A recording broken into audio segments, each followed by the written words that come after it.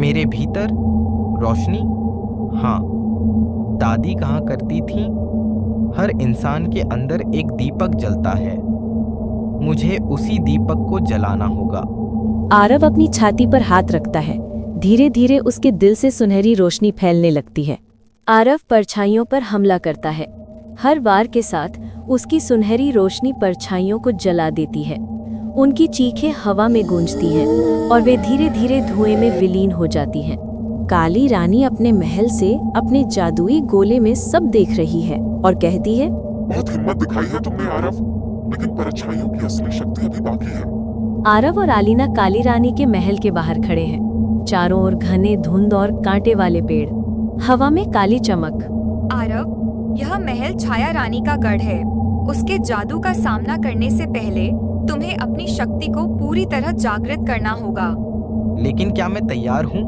मैंने परछाइयों को हराया, पर यह हर चुनौती तुम्हें और मजबूत बनाएगी।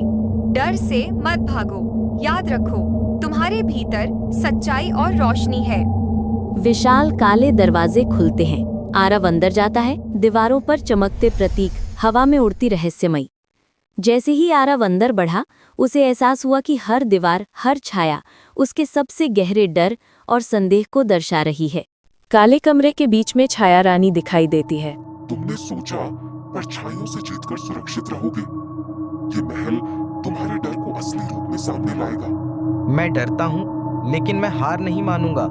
छाया रानी उसके ऊपर हमला कर देती है। आरव को अब अपनी आंतरिक शक्ति और विश्वास के साथ अपने डर का सामना करना था। आरव गहरी सांस लेता है, तलवार ऊपर उठाता है और जोर से कहता है, मेरी सच्चाई, मेरी रोशनी मुझे कमजोर नहीं बना सकती।